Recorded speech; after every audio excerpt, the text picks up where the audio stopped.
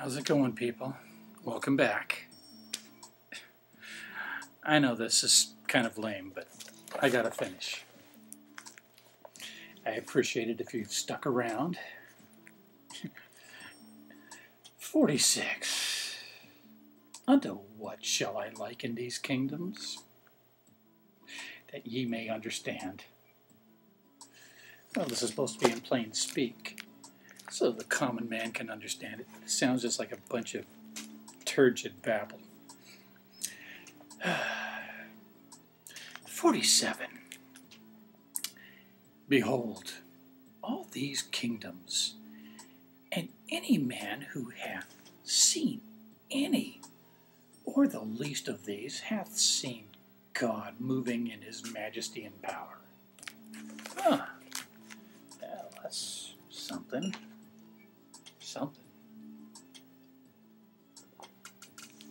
Something I used to shovel as a kid when I lived on a farm. All right. 48. I say unto you, he hath seen him. Nevertheless, he who came unto his own was not comprehended. If he spoke like this, I can understand why. 49.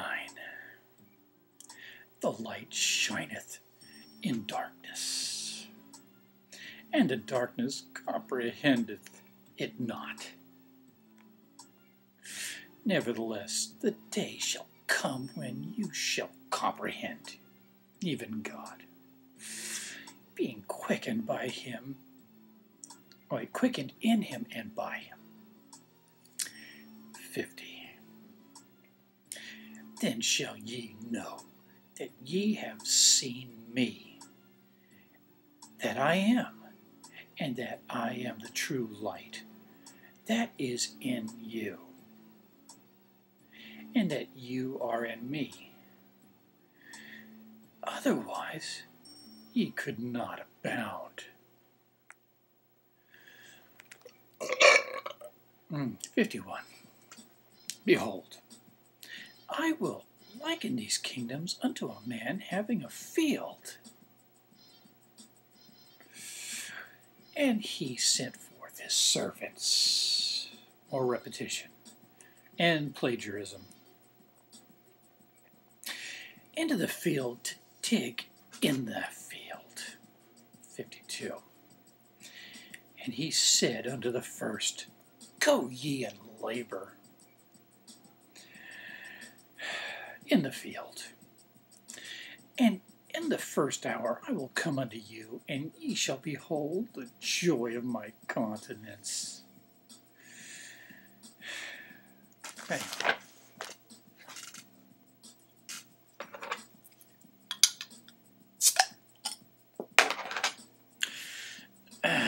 Needs a little lubrication there.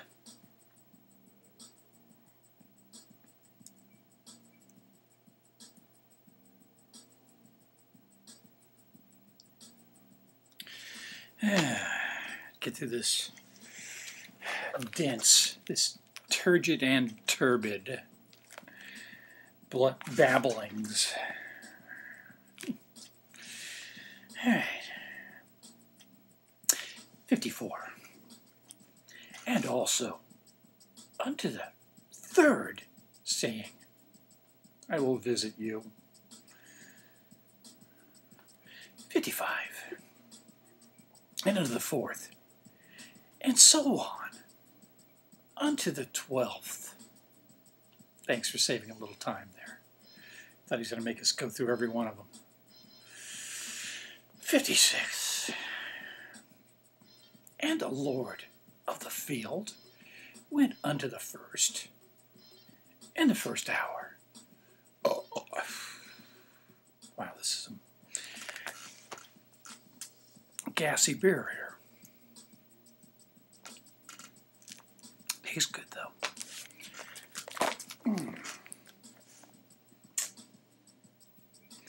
And tarrieth with him all that hour.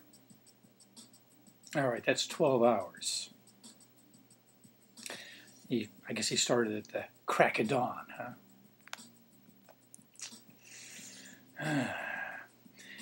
and he was made glad with the light of the countenance of his Lord. 57. And then he withdrew from the first, that he might visit the second also, and the third, and the fourth, and so on unto the 12th. 58. And thus they all received the light of his countenance, of the countenance of the Lord. Every man in his hour and in his time and in his season.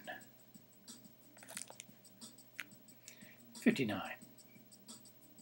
Beginning at the first and so on unto the last. And from the last unto the first, and from the first unto the last. I know it's painful, but we'll get through this. At least I will. I don't know how. 60. Every man in his own order, until his hour was finished, even according as his Lord had commanded him,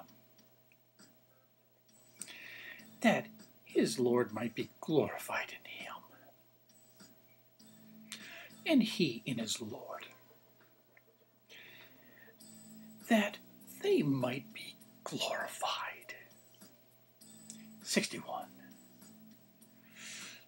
Therefore, unto this parable, I will liken all these kingdoms and the inhabitants thereof. Every kingdom in its hour and in its time and in its season, even according to the decree which God hath made. 62. And again, verily, I say unto you, my friends,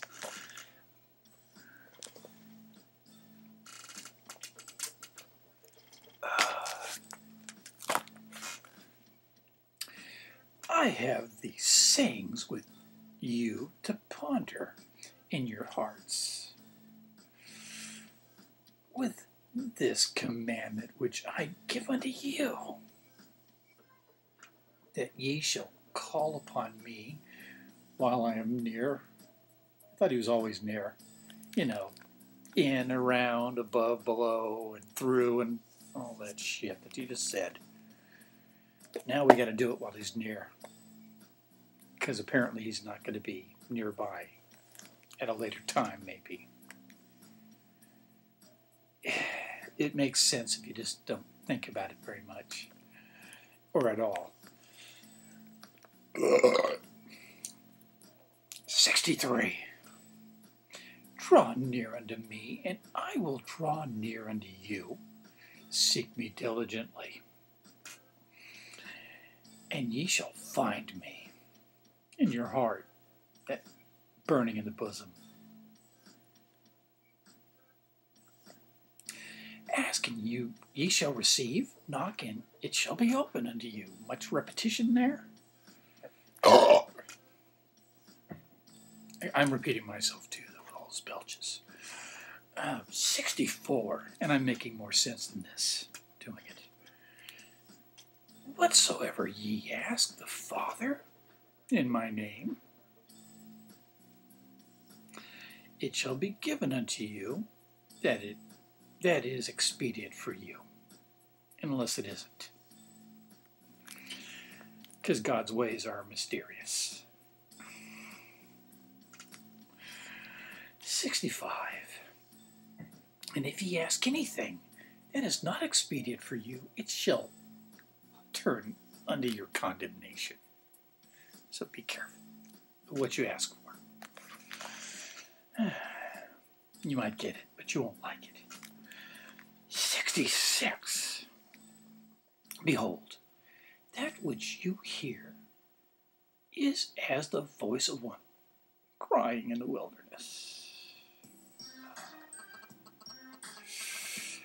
In the wilderness, because you cannot see him. My voice, because my voice is spirit, and my spirit is truth. Take his word for that, because there's no evidence at all. Not even a Sinon, which is a Nephite coin, which has never been found. Yeah. All right. Truth abideth and hath no end. And if it be in you, it shall abound. 67. And if your eye be single to my glory, your whole body shall be filled with light. And there shall be no darkness in you. If not, I recommend Prozac. And that body which is filled with light comprehendeth all things. 68. Therefore, sanctify yourselves, that your minds become single to God. And the days will come that you shall see him, for he will unveil his face unto you. Not like Moses, where he just showed him his backside. And it shall be in his own time, which could be like thousands of years from now. That's the way it works, or doesn't. And in his own way, and according to his own will. And he is capricious. Actually, he isn't at all. He's nothing. He's non-existent. 69. Remember the great and last promise, which I have made unto you. Cast away your idle thoughts, and your excess of laughter far from you. Yeah, not likely in this section. 7. Tarry ye in this place, and call a solemn assembly, even of those who are the first laborers in this last kingdom. It's the last one, we promise. They do anyway. 71.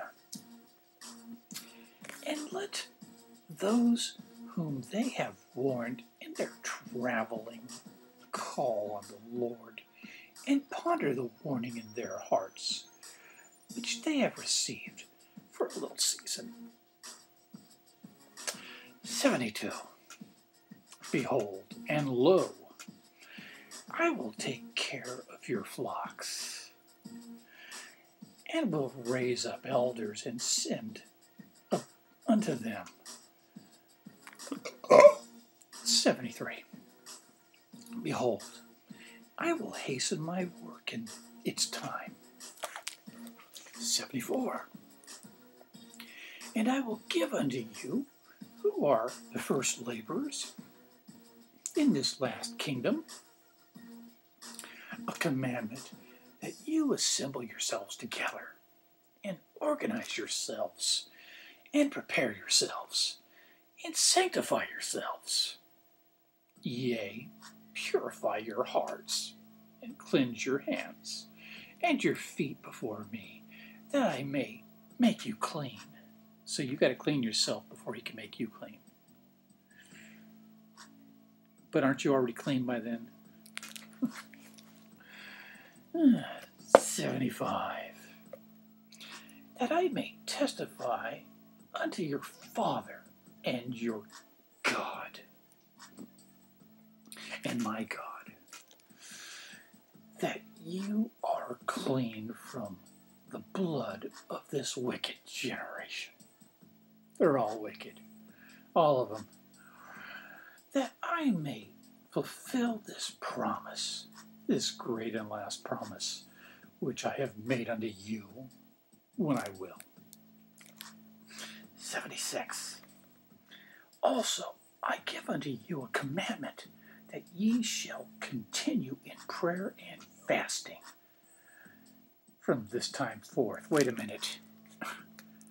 Wouldn't you kind of like die? I mean, you're praying and not eating. I mean, I don't get how JC could, 40 days and nights fasting, or Moses, or all any of those other guys. I mean, isn't that like that's like a month and a half. I don't think anyone could survive that. Well, I sure could. I wouldn't even want to try. All right, praying and fasting from this time forth. I'm sure you get a meal sometimes. You better, or you're going to croak. 77. And I give unto you a commandment, that you shall teach one another the doctrine of the kingdom. If you have any energy from all that fasting, and in between praying, which is supposed to be continuous. 78. Teach ye diligently, and my grace shall attend you, that you may be instructed more perfectly in theory, in principle, in doctrine, in the law of the gospel, in all things that pertain unto the kingdom of God, that are expedient for you to understand. It's kind of catchy, isn't it? Sort of like, yeah, but there's conditions. 79. Of things both in heaven and in earth, and under the earth, things which have been, things which are, things which must shortly come to pass. Under the earth, are they talking about a hollow earth? Just wondering, because that used to be a popular theory. Of the hollow-headed. Things which are at home. Things which are abroad. The wars and the perplexities of the nations, and the judgments which are on the land, and a knowledge also of countries and of kingdoms. It sounds just like a whole bunch of babble to me. 80. That ye may be prepared in all things, when I shall send you again to magnify the calling whereunto I have called you, and a mission with which I have commissioned you. 81. Behold, I sent you out to testify and warn the people, and it becometh every man who hath been warned to warn his neighbor. 82. Therefore, they are left without excuse, and their sins are upon their own hands. 83. And he that seeketh me early shall find me. Yeah, like childhood indoctrination, as early as possible. You get the child, you got him for life, usually. Even if they depart, they come back. And shall not be forsaken, unless you are. 84. Therefore, tarry ye, and labor diligently, that you may be perfected in your ministry to go forth among the Gentiles. For the last time. This is 1832 that they're talking about. The last days, which just keep happening, and will continue to. as many as the mouth of the Lord shall name, to bind up the law and seal up the testimony, and to prepare the saints for the hour of judgment which is to come. 85. That their souls may escape the wrath of God. Be afraid of everything. The desolation of abomination. I'll drink to that.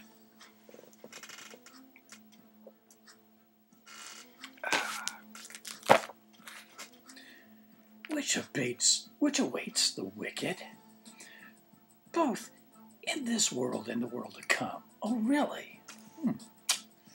Well, there's some consistency there. Verily, I say unto you, I'll drink to that too, fuck it, since it's repetitive.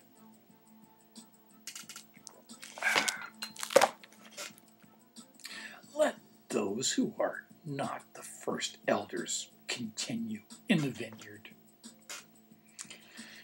until the mouth of the Lord shall call them, for their time is not yet come. Sorry about that. Their garments are not clean from the blood of this generation. 86. Abide ye in the liberty. Abide ye in the liberty wherewith ye are made free. Entangle not yourselves in sin, but let your hands be clean until the Lord comes. 87. I hear he comes quickly. For not many days hence, and the earth shall tremble and reel to and fro as a drunken man. Not yet, but getting there. And the sun shall hide his face, and shall refuse to give light, and the moon shall be bathed in blood. Ick. And the stars shall become exceedingly angry. You don't want to see pissed off stars. And shall cast themselves down as a fig that falleth off a fig tree. It's going to take them a long time. I mean, they're like so many light years away. And they're so big. No, but actually they're little specks. They're not even as big as a fig on a fig tree, according to this. 88. And after your testimony cometh, wrath and indignation upon the people. 89.